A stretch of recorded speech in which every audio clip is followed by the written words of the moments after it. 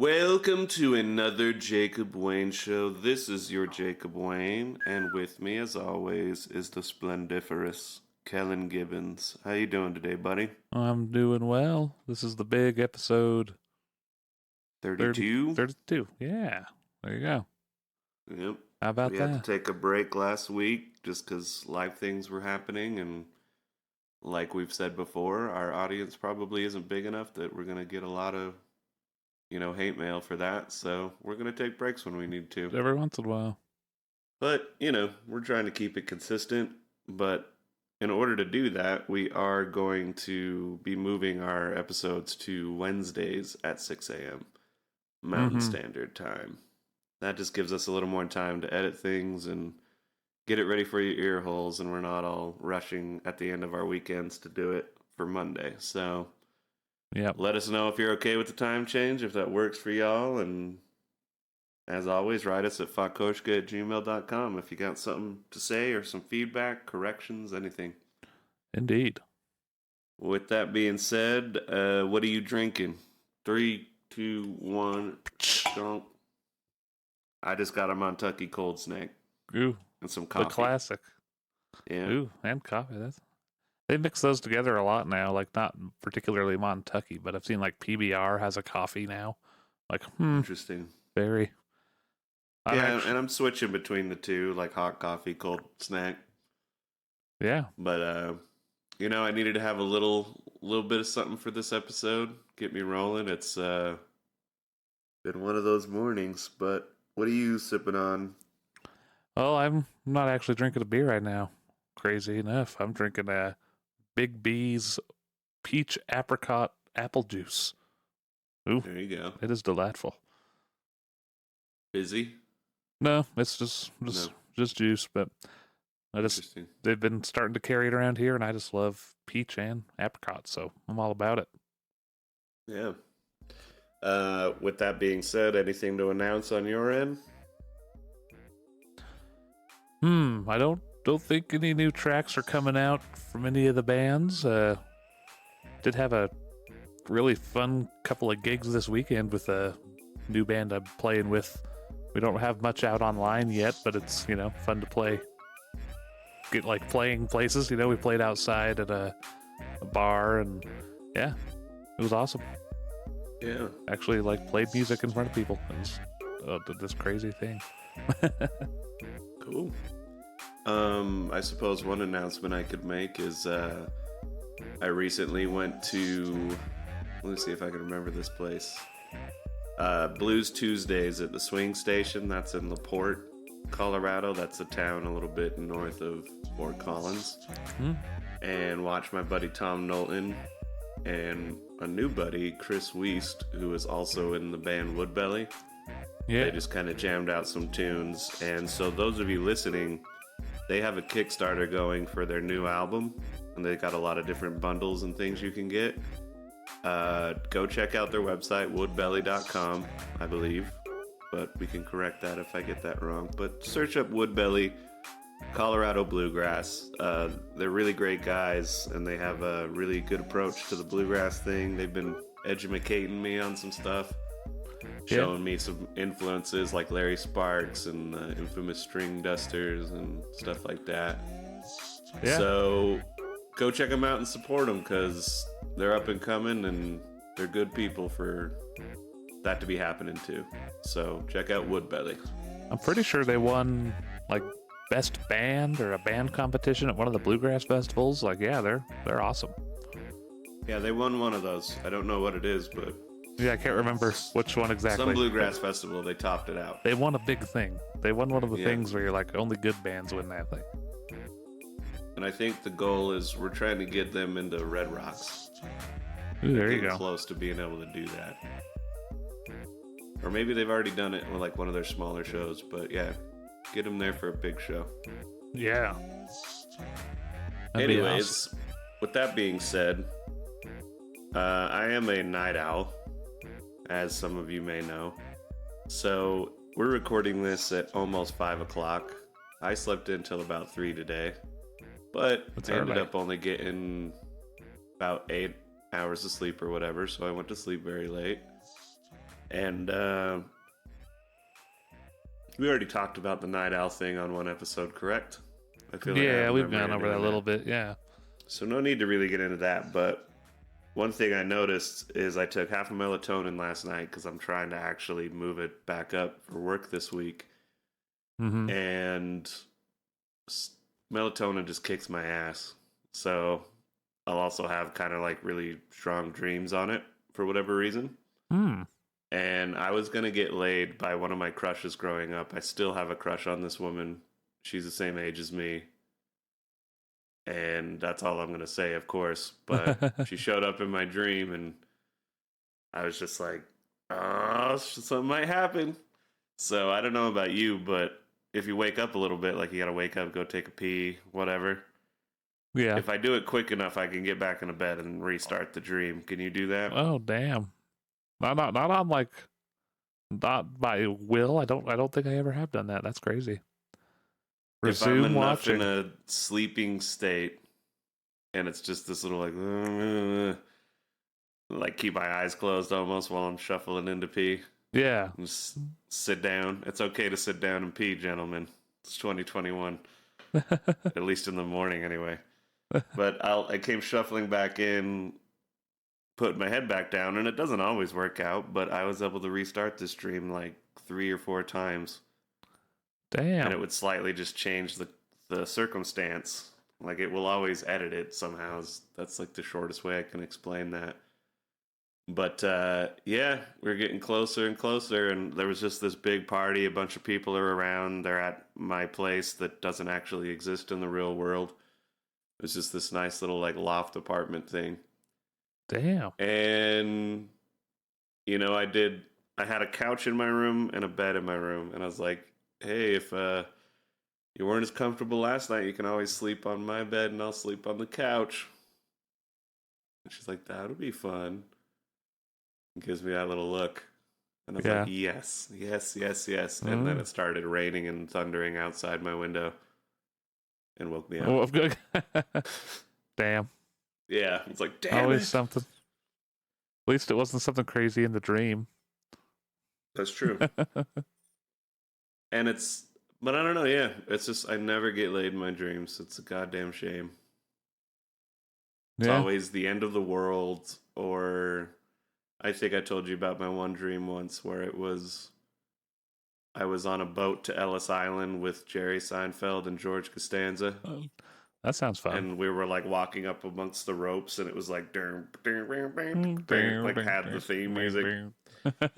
And another weird thing about my dreams, feel free to write in about this if you share this experience. I can have like subtitles and like title screens in my dreams. Oh, wow. And they can be like black and white. I don't know if that's like I've watched too many movies or... Wow. Yeah, I can have subtitles. Not like the silent film style where people just say something that it like says what they said on a screen in between. I don't think it's ever been a silent film. Yeah, it's just been like some text like in the bottom field of my vision. Interesting. Weird. Yeah. What kind of jokes was Jerry cracking on the... That was years ago. I can't even remember. It was just like, oh, don't go to Ellis Island, George, don't you think her arms are tired? I can't do Jerry. I was like, who's that guy? No, that's the only Jerry I can do. It's like, no, Kramer, get out of there! Yeah, that's good. But anyway, any weird little unique dream thing for you? Um, well, the only thing I was like that kind of reminded me of such similar thing, like a thing that's like repeatable, is every once in a while, like the gravity will like turn down in the dream, and I'll realize it, Mm, and so you like take a step and you kind of bounce, and then you take a harder step and you bounce higher, and I'll just start yeah. kind of like running, and I'm taking like these big jumps, and then like the gravity will like turn down even more, and I'll like shoot off like way high in the air, and then it'll turn back on like full blast, and then I'll Mm, come like flying towards the earth, and then right before you hit, bam, wake up, usually jolt. yeah. So you have Superman dreams. Yeah, I've heard of people with that Uh, exact same thing. Somebody said they had to like will themselves to get to their childhood home. And if they did that in front of their childhood home in their dream, then they could fly like anywhere. That was like how they started lucid dreaming, but well, right. I to was be gonna able to say that fly. Yeah. I don't know if it's specifically attached to lucid dreaming, but a lot of people that can lucid dream tend to fly or are able to. And Yeah. I thought that's interesting because I can apparently restart the dreams and stuff, but the physical, I don't know, like the physics of my dreams can get wonky and weird, but as far as I go, like I can't fly. The closest thing I get is the slowed down while you're trying to get away from something. Yeah. Or like when you Hmm. try to punch something, it just feels like you're punching with like rubber. You're like, what the fuck? Yeah. But yeah, I've never been able to fly. And so I think from what I remember, that's like a thing to practice in lucid dreaming or something you're able to do it related to that. So perhaps you can lucid dream better than I. Maybe. It's so weird to like, you know, to try. It's not very often I like seem to realize, I usually wake up. I'm like, oh, that was a dream. Okay. Yeah. As weird as the shit can And be, I'll still not think it for some reason. I don't know. yeah. Well, and perhaps this is a philosophy discussion, so we can have a little more than one, but it is weird to think that for almost like I guess it depends on how much sleep you get, but it's like on average it's probably close to like 1/3 of your life is you sleeping. Mm-hmm. And in a way that's your reality. 1/3 of your reality is your dream world because it's just you're in one place and what you're experiencing is all in your brain. But it's like totally its own weird little world in reality. It's odd. Yeah, for sure. That being said, I don't get too woo woo about dreams. I think it is just we have a computer that your body is housing. It's like the casing, and it's just like it needs to shut down and process some background programs and kind of clear them, defrag them, Yeah. and it ends up just spewing it on the screen for you to kind of entertain you while it does its business. Watch it go by. The weird stuff. Yeah.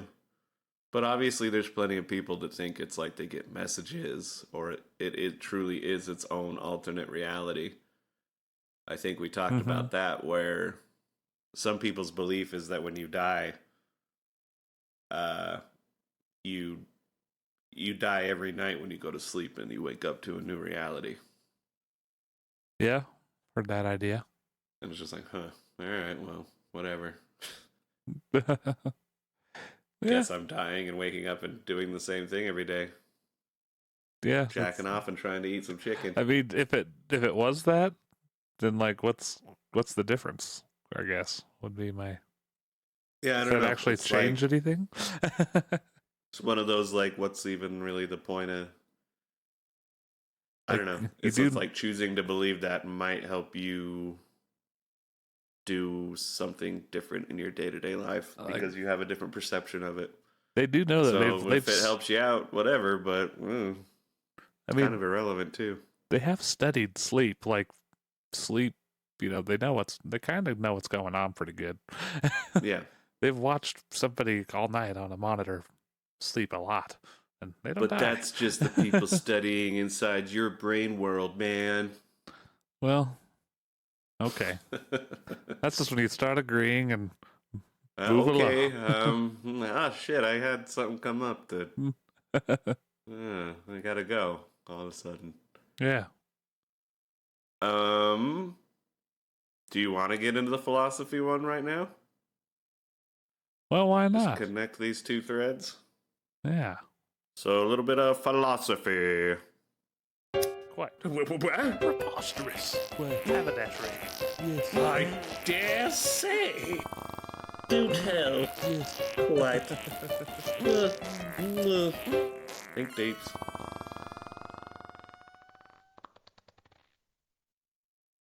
What a jam.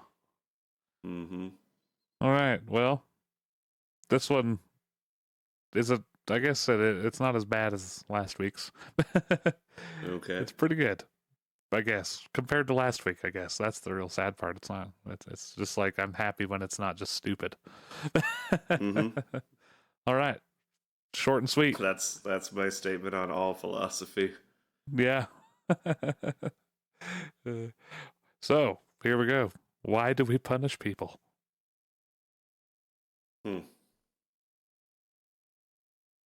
Who's we? Why do?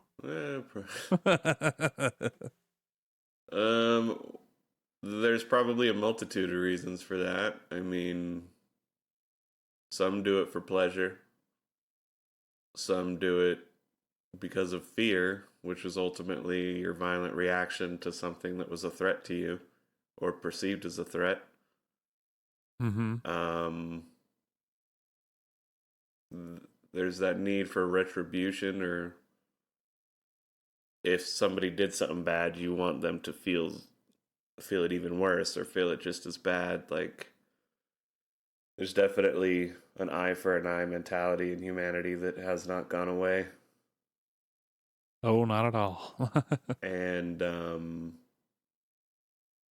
I mean, to get deeper than that, I think it is. It's a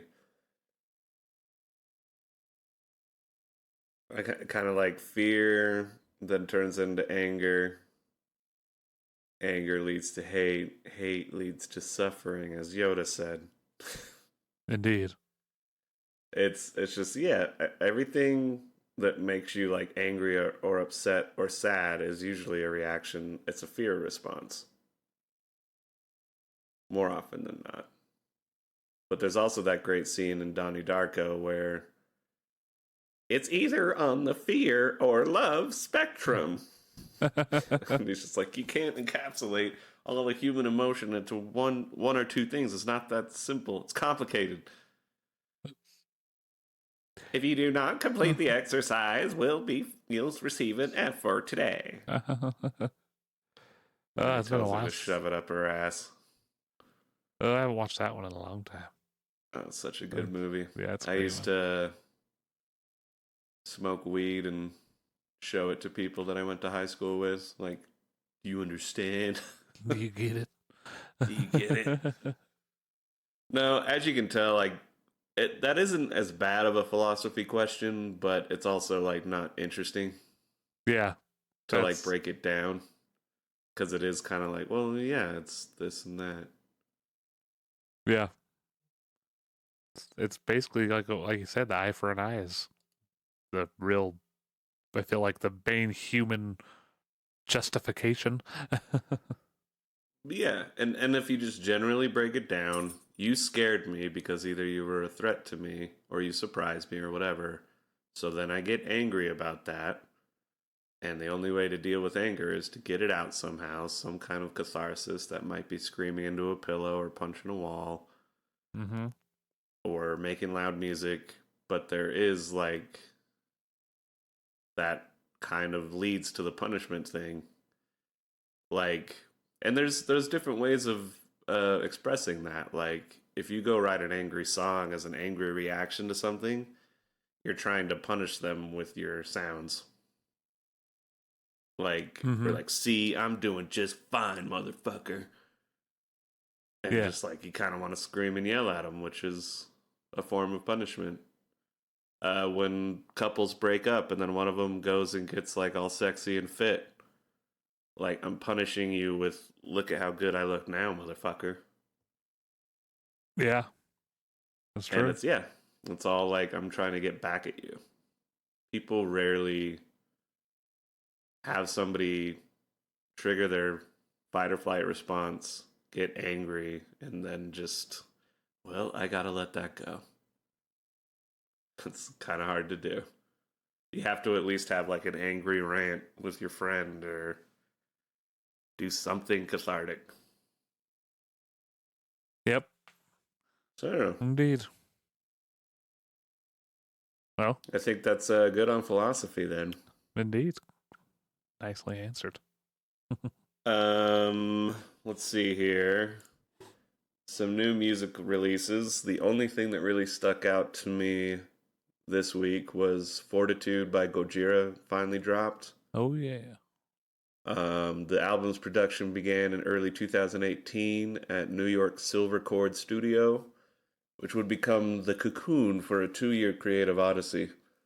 With its original release date slated for June 2020, it then got pushed to September due to COVID, but now it's coming out in May. You bet it's coming out in May. You know it's coming out in May. And it was produced and recorded by Joe Duplantier. I do not know him. Mixed by Andy Wallace. I feel like I have heard that name. Mm-hmm. But one interesting thing about it is their single Amazonia was released as part of a month-long fundraiser for Brazilian indigenous rights. That's a charity curated by the band.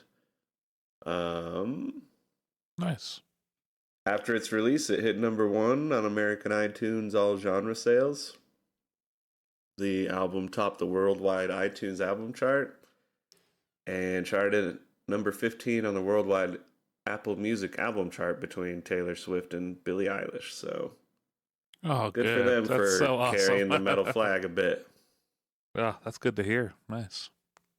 Yeah, I've given it one listen. I need to really sit with it a little more to give more of an opinion, but I've really been enjoying it. Yeah, I'll have to check that one out. Great drummer.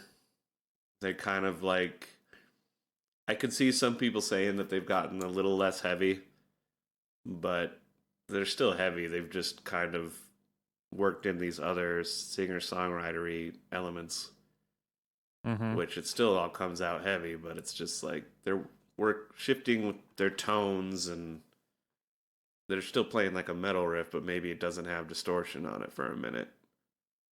Like little things like that. Just the dynamics of the whole record. I think they're playing around a lot, which is great to me. Yeah, they've always been really good at doing that kind of stuff, doing some different stuff with their tones and like, yeah. Mm-hmm. I really like. There's that Gojira guitar scrape. Oh yeah, they make that interesting, cool noise. Yep, that's a sweet band. They definitely got their own sound going on. It's awesome. Mm-hmm. And tiny desk concert I stumbled onto while I was painting was Butcher Brown. Have you heard of them? I've heard of it. I don't think I've watched them. It kind of had little elements of the Roots going on. They're from Virginia, and but the guy who will like rap occasionally also plays sax, and I think maybe even trumpet too. Nice. And yeah, it's just really smooth. Great bass playing on it. So I highly recommend looking up Butcher Brown's Tiny Desk concert. Yeah, it sounds awesome. You can tell that was a big moment for them too, because they seemed to be really excited. And nice. I think even the drummer's mom got on the YouTube and was like, "That's my boy on the drums there." Yeah. Which is just kind of lovely to see. That's awesome. Yeah. So that's the music stuff for this week. I don't know if you got any to kind of throw out there. Well, the only other thing I saw is Devin Townsend is doing a Ocean Machine stream. So I don't know if that was like a one-time thing or if he's going to put that out after he's done streaming it, but that should be cool. It'd be fun to hear him play those songs, like that album in its entirety now, you know? It's been Was so that long. the first one after Strapping Young Lad? It was like during Strapping Young Lad, early Strapping Young Lad. It was his first like solo album. And I think he was like 12 when he wrote it or some shit. Like, it's insane. Recorded it at 16 or something. Yeah, he's a talented man. Did we ever find out what's going on with our tickets to his show? Because we ordered tickets to see him right when COVID kicked in. Yeah, they were just like, no, we don't get him back. And he just screwed. Were they like, oh, we're going to try to reschedule? I don't even remember, man. I can't. It might be worth checking into. I have to see if they even have an email. To come back. Yeah. That'd be awesome. Even if they did just keep it, you know, I wouldn't be too upset. I would still pay again to go see it. If they rescheduled and it was like, oh, I can't make that. Oh, well. Yeah. So, but it would be great to see him. Yeah, he puts on a hell of a show. Yeah, I still haven't seen him yet. But yeah, he is, well as many other musicians, are getting up there in years, so yeah, I want to try to see some of these guys in their prime, which I think he's only gotten better and better. True. I heard that Santana's doing a residency, and I was just in Las Vegas. I was like, oh man, I want to go see that so bad, but you know it's going to be just like, I don't want to, how many hundreds of dollars. The children play. I'm sure he can still shred. Evil grandma. It's like, oh god. We actually should go there though. I've never been to Vegas either. Oh. So let's go and see Santana and be good boys in Vegas. I don't want to be a bad boy there. Except for like just a little bit. Just a little. Just a little bit of bad boy. No, yeah, that'd be super fun. I haven't if you would like to support us going to Vegas and recording, we'll record in the hotel room. Or I was going to say, or the hooker's bathroom. And we will have a great podcast, and it will all be great because of you, the listener. So feel free to send us money. Yeah. Fund us a touring podcast trip. We'll Jacob give you Wayne Show goes to Vegas. Fresh after the Santana show, we'll give you the lowdown. Hell yeah. I think, we should start making this a thing. We'll get our Patreon going, like fund sending the show to Vegas. See what we can do. And then, we'll make some kind of Vegas mug or something, or an art print, something like that. Because one of my hugest artistic influencers is Ralph Steadman, the artist for Hunter S. Thompson, who, of course, wrote Fear and Loathing in Las Vegas. Mm-hmm. I love that book. I love Hunter S. Thompson. He's like one of the greatest American writers of the last century. And Ralph Steadman is like one of my top 3 favorite artists. I just love his style and his approach. And so, you should send us to Vegas and I'll Ralph Steadman it up, and then Kellen, you can be Hunter S. Thompson. Wow. Just have a briefcase filled with all kinds of intoxicants.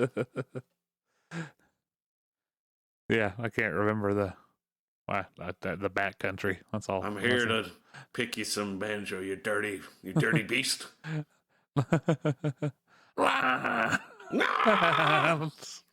Occasionally just scream. Better be a double. You filthy animal. That guy's so cool. Yeah. Rest in peace. Indeed. So no movie thing. I guess we can get into this a little bit. So I watched the new Mortal Kombat. And I hated it. Like, we recently watched the first movie from the 90s, which all intents and purposes, it's not an amazing film. It's just got a lot of great nostalgic 90s ish elements. And I think that being said, keeps it pretty grounded as far as the narrative goes. It's like we all got to show up on this island. We fight for a bit. Then there's a portal at this island to go to Outworld. We fight the bad guy. We win. We come back. Uh-huh. There's a lot of like CGI and great metal music, and the soundtrack is so good. And in this new one, it starts out really good. Like, starts out with Sub-Zero and Scorpion before they're either one. Oh. And it's like in 1800s Japan. And it has this like real dark, serious tone. Mm-hmm. Almost like the way it felt like when Batman Begins came out. And they were like, oh, they're going to do this Batman thing seriously. This is okay. Shit. And after that scene, it just starts to go downhill. I'll talk about the positives. All the Sub-Zero scenes are awesome. Nice. He seems creepy. He's almost like a horror movie villain. He just shows up and there's like snow in the air and you're like, oh shit. And that was really effective. I thought the guy that played him, I can't think of his name off the top of my head. I think it was like Lou something. I don't know. I'm not even going to try. But he was effective. But spoiler alerts. Don't listen to this if you care. But the whole movie is based around these characters having the Mortal Kombat tattoo. And if they have the tattoo, they get to fight in the tournament. But then Shang Tsung's just like, fuck that. We're going to try to kill them all before the tournament even starts. Oh. So there's no tournament. It's just bad guys appearing out of nowhere, ready to fight. They do Reptile dirty. And they all have their powers from, like, they have to release their arcana energy. Uh-huh. And so that really annoyed the fuck out of me. It's like, oh, they just kind of get them out of nowhere when it's convenient for the plot. And so, like, Kano just shoots a laser out of his regular eye. Like, he doesn't have the metal plate with the robot eye, which is way better. What? It's like, yeah he has a laser eye because it's a robot. Like, for fuck's sake. But no, it's because he called... Damn, what's his name? The guy with the hat. Kung Lao. Oh. Kung Lao. Like that big, wide one. He could chop people in half. Yeah. He just calls like Kung Lao like a cunt or something, and then the laser comes out of his eye. And he's like, see, you realize that your arcana is anger. Some stupid shit. Goro's just a big old CGI mess that doesn't even have any lines. And the main character, he's a charming guy, but I don't think he does a good job in this. They just made up a new character. Huh? To be like this is our guy to help introduce you to the world of Mortal Kombat. Like, and it should have been like Johnny Cage or something. Yeah, for real. But it's like, no, it's just this MMA fighter who's a descendant of Scorpion. And Scorpion doesn't even show up until the very end because of some portal, whatever. And look, the video game doesn't have a great plot or story. Yeah. It has great concepts and elements that like, that's cool. But that's the only reason to turn a video game or a book even into a movie is if there's a tonal thing you can do to it to make it like, that's a movie. Yeah. And some of the fighting's good and all that. The CGI is pretty cool, but like the plot is just so incoherent and doesn't make any sense. And some of the acting and lines are really fucking bad. Oh boy. They're like, fatality. So and so wins, and they're just talking about themselves. And you're just like, God, this is so bad. And they did your boy dirty. Cabal. Yeah, I remember might be the dumbest motherfucker in the entire movie. Blame. he's like the cook that worked at the, what do they call that? Just the catering for the movie. They just like, hey, put this mask on and just come on and read these lines. Yeah, sure, improvise a little bit. He's just got done smoking a joint. Oh boy. He's like, nah, dude, we gotta go get Kano on our side. Like, I mean, he's one evil motherfucker. Like, you don't even know. Like, let me go get him. Like tubular, bro. And he's not as surfer as that even. I'd have to hear it again to do it properly, but yeah, he's just like, you're one bad motherfucker, aren't you? Like, it reminds me of like Shockmaster.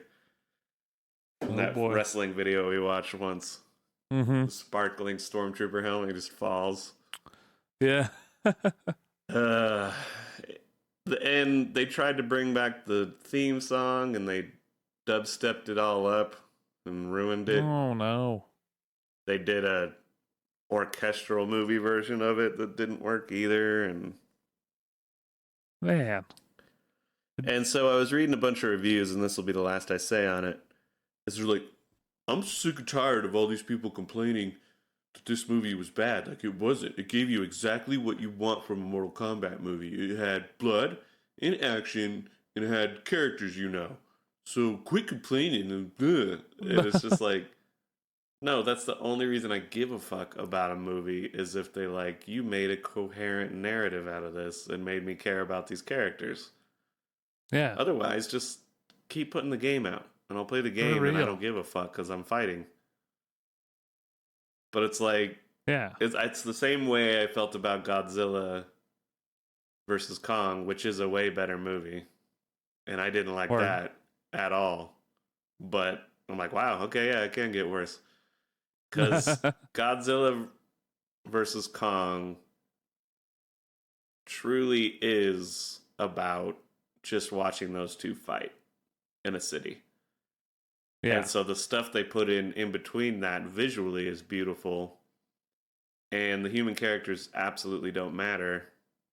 So it's still a bad movie and dumb, but like, you're like, no, yeah, that movie did give you exactly what it said it was going to.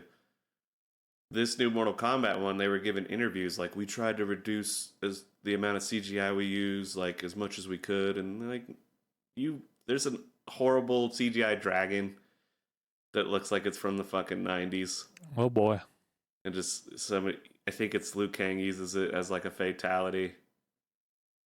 Some of the sets look like they're from the fucking 90s. Like, it's like they didn't do anything to like make it truly a visual spectacle. And they tried to add these human elements, but then they just fuck it up.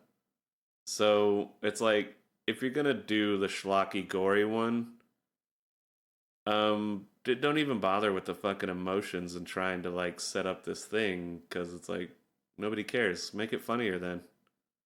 Yeah. Or I don't know, make the movie shorter and it is just a bunch of fighting. But either way, it's not a good movie. And maybe I am getting older. Been watching 6 Feet Under, and the scene of this one character, I think his name's Daniel. He's only in it briefly, but he gets rejected. And then he just slowly puts socks in his drawer and then turns and sits on the corner of his bed and puts his head down. And you're like, my God, that's great. Yeah. It's like, because he never shows any emotion and it builds to it. And you're like, that scene. I've been there. I can relate to that, all that stuff. And it's just so much more fulfilling than bad CGI dragons and like, Kano wins. See, I said it. I did it. Although Kano is one of the most charming characters. I think as far as characters go, Liu Kang's was goofy and weird, but he did seem kind of Liu Kang-ish. Uh-huh. Sub-Zero is effective and creepy. Kano's pretty funny and kind of a piece of shit, but that's what Kano is, so thought that actor did pretty good. Otherwise, like, Shang Tsung sucked. Raiden sucked. It was good that they were properly represented. Yeah. You know, like, all right, yeah, Raiden is of Asian descent. But, yeah, I don't know. It was just bad. So anyway, I'll stop there. Well, there you go. I'll watch it, but I'm gonna be sad when what they do to Cabal and all this other stuff, but still got to watch it. And then go watch the old one again. That was too good. Well, and then Shockey and I decided we got to watch Mortal Kombat Annihilation, the sequel to the first one that is really bad. We just got to decide, like, all right, which one's worse? Oh, boy. And I think Mortal Kombat Annihilation is still going to really top out and be an awful piece of shit. Yeah. There's some good stuff in this new one, but it's just so disappointing because it happens to so many video game adaptations. They turn them into movies, and then it just descends the whole time. It starts out kind of strong, and then just... And they keep hammering it. Mm-hmm. Yep. And I don't know if it's like, is it just because video game plots, the way that they're structured, have to operate the way they do because the player, has to engage with it a certain way? Like, it's hard to morph it into a 2 to 3 hour narrative arc? Or is it just they want to shoestring in all these little things from the game, like, hey, remember that? Wink, wink. That thing. Yeah. And it just takes you out of it. Mm-hmm. But anyway, one day there will be like a great one. The Valheim movie. Oh, shit. That could be a super cool movie. Could be. But alrighty. Well, with that, let's just get into our last segments. sounds good. So let's do some Dear Jacob Wayne. Hello.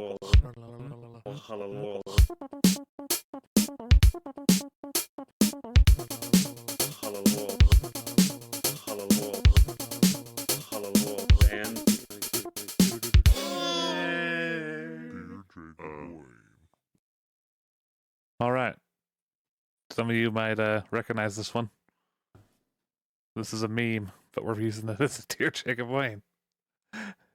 This is a fun little question, I thought.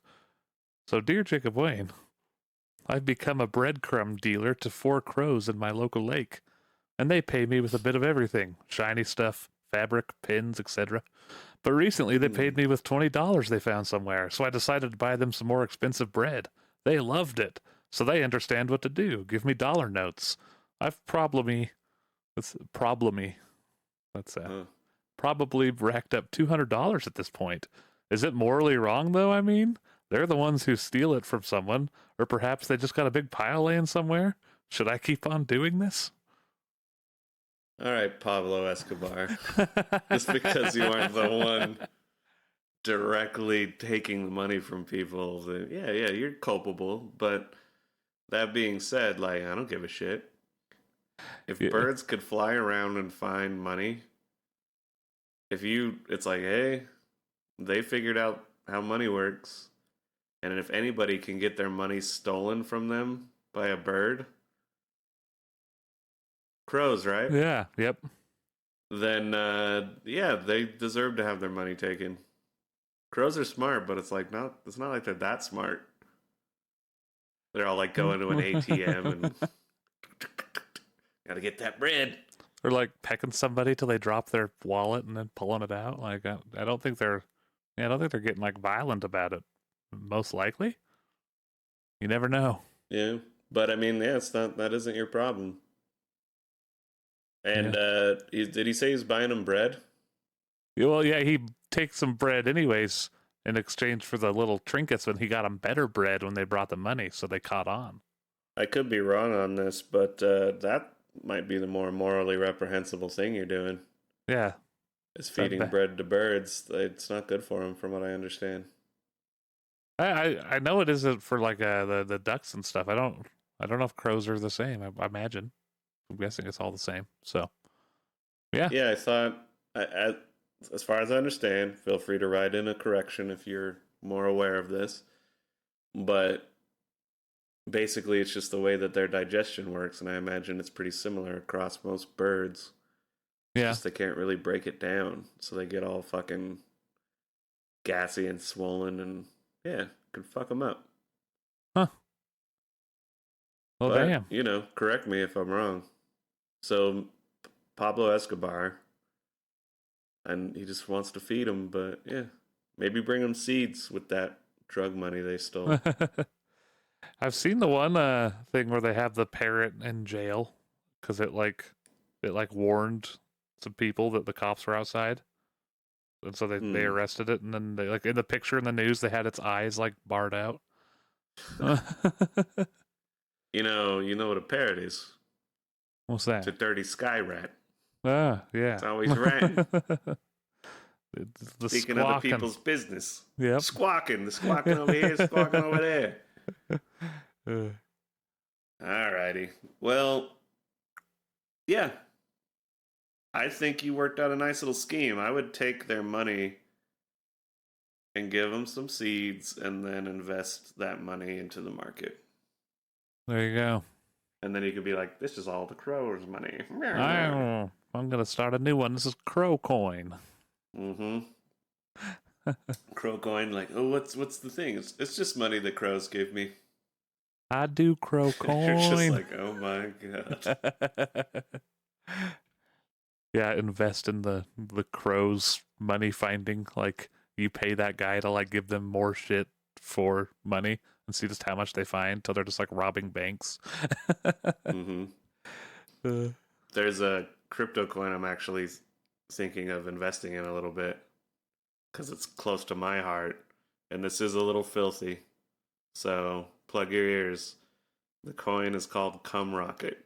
Whoa. I don't know why it is or what its purpose is, but I'm like, I like it. I want to own a little bit of that. I'll buy some. Because my theory is that a porn exchange coin, kind of something that maybe gets used on OnlyFans or something. Uh-huh. And I think the more porn stars have control of their finances and what they will and will not do, and even their platform, which is the OnlyFans and whatnot, I think it's a good thing because I appreciate the work that porn stars do, particularly the females. They provide a service that helps me get through my day, and it keeps me from getting married to some piggly wiggly bitch just because I want to get laid. Strawberry shortcake, motherfucker. Anyway, too much information. There's a lot of spoilers. Cum rockets. It's terrifying. We'll put an extra not family friendly. Yeah. Family friendly for not friendly families. Dreams, combat, and rockets. Anyway, let's hit up the weird news and call it good. Sounds good.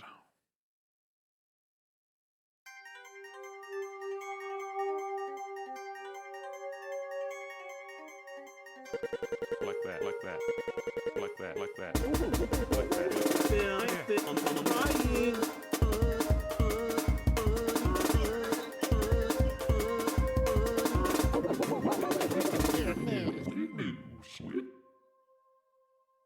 All right.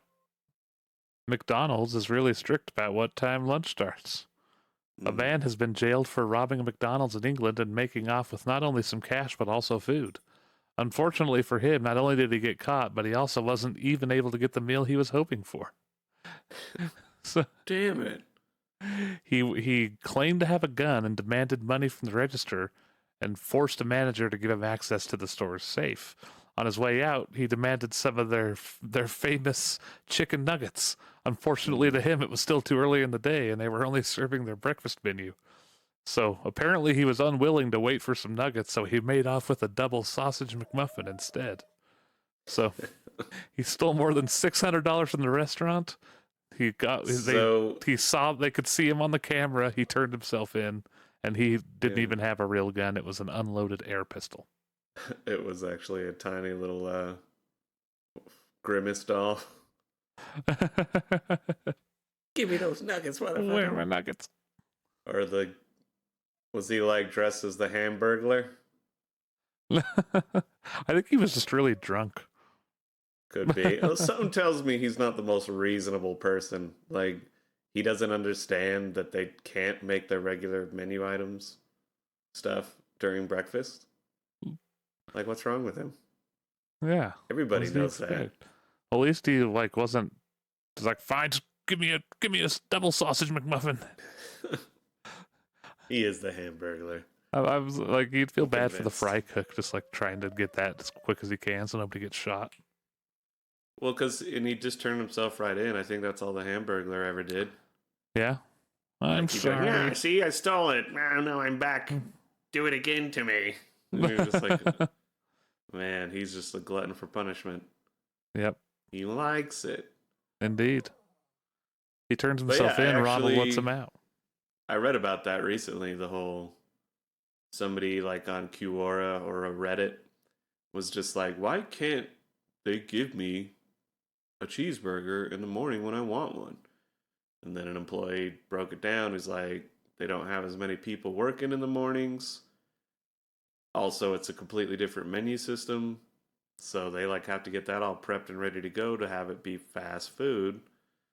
And so you basically have all these like eggs and cheese occupying so much of the grill. And then at 11, I think, when it switches over, it's okay, we're switching over. No more breakfast. It goes right into the regular menu. Because so you have to have it all stacked and prepped and ready to go. Man, it's like there's a greasy spoon up in a town north of here, a little cafe. And if you go in the morning, you get the omelet. It's delicious. But if you go like too late and get the omelet, they've started to cook like lunch stuff on there. And it gets a little funky. It's not as good. It's like it kind of tastes like burger remnants in there, and it's just not quite the same as after they clean the grill off it after the day's over and fresh.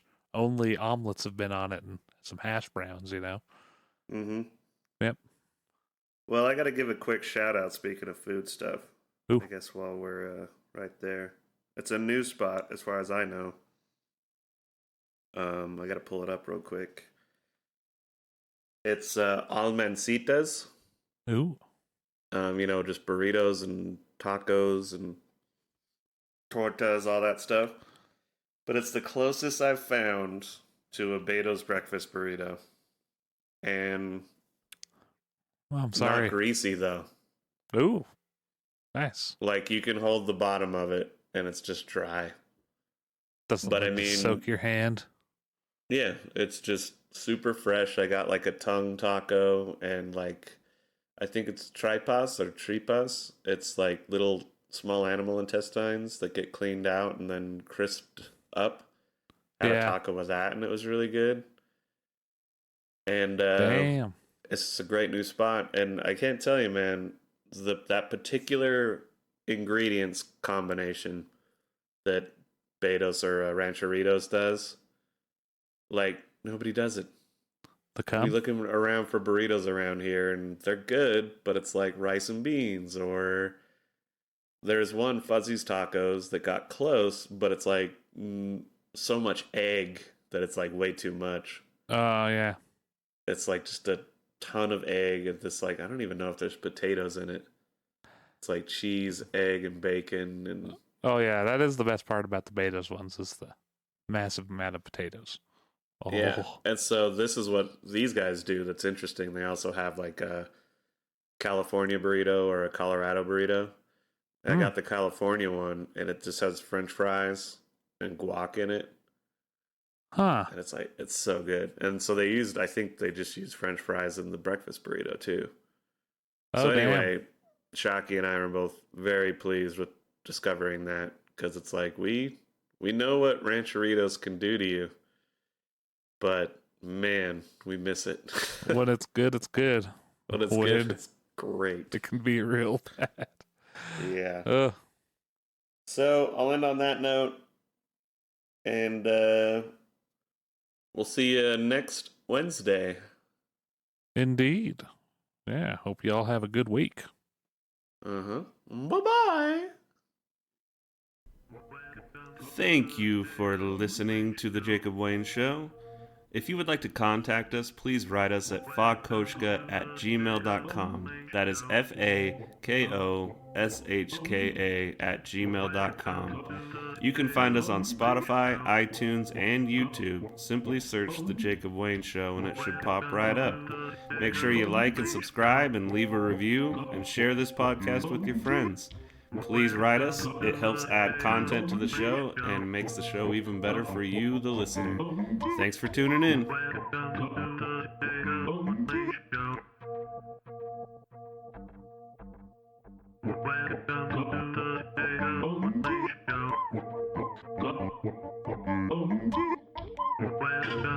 to the show.